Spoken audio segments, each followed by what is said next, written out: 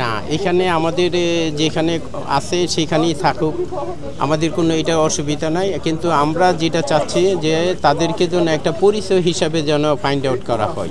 পরিচয় find out করলে তাদের যে আমাদের ছেলে মেয়ে যারা অকাতরে মনে করে প্রাণ দিয়েছে রাষ্ট্রের জন্য, অন্তর্পক্ষে কিছুটা হইলেও যেন সমস্যা, এই যে যেন কষ্টটা যেন দূর হবে, আমরা জানতে পারবো, তারপর আমাদের মনের শান্তি পাবে।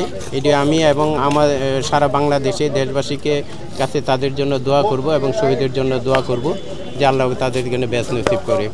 ধন্যবাদ। 4 আগস্টের যে রিস্কার যে ছবিটা, এটা আমার ছেলে, আমার ছেলে, আমি আমার ছেলে। আমরা জুলাই 24 শহীদ সোসাইটির পক্ষ থেকে আমাদের দাবি,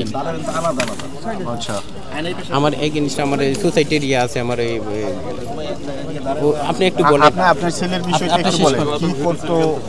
আমার ছেলে অনেক আন্দোলন এসে মনে করেন গেছে।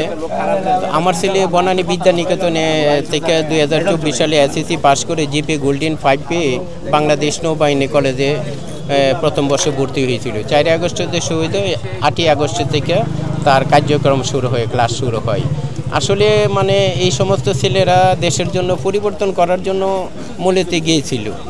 আসলে দেশ পরিবর্তন হয়েছে, কিন্তু আমাদের যারা শহীদ পরিবার, আমাদের যে দুঃখ কষ্ট, আসলে এগুলি যখন জুলাই 24 যখন আসবে, তখন আমাদের হৃদয়ে অত্যন্ত রক্তক্ষরণ হয়, কষ্ট লাগে।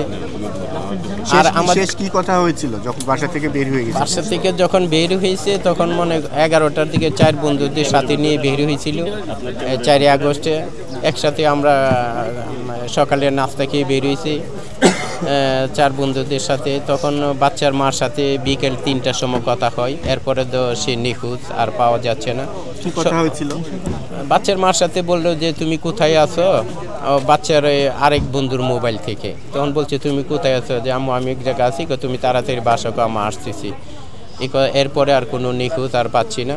তারপরে আমরা সারা রাত বিকেল অনেক খোঁজাখুঁজির পরে সোহরাওয়ার্দী মেডিকেলে রাইত সম্ভবত 2টার সময় পাই। তখন মানব জমিনের পত্রিকাতে যখন অনলাইনে ছবিটা বের হয়, তখন যখন আমার বড় ছেলে বিএফ শাহিনী কলেজে পড়তো, তখন যখন ছবিটা দেখাই তখন আমি নিশ্চিত হই যে আমার ছেলে আর দুনিয়াতে নেই। তখন আমার আত্মীয় স্বজন, আমার বন্ধু বান্ধবকে সবাইকে যখন খোঁজখবর করার জন্য বলি, তখন সেখানে 2টা 2:30 বাজে মানব জীবনে দেখি, তখন সোহরাওয়ার্দী মেডিকেলে আমরা মর্গে লাশ দেখতে পাই।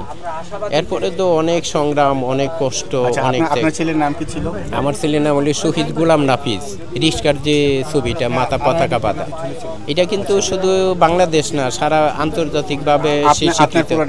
আমার নাম হইলে আমি মোহাম্মদ গোলাম রহমান। আমাদের ব্রাহ্মণবাড়িয়া নবীনগর। আমি মহাখালী বাসা। আমিও জুলাই স্মৃতি ফাউন্ডেশনের জেনারেল মেম্বার হিসেবে আছি এবং কর্মরত আছি।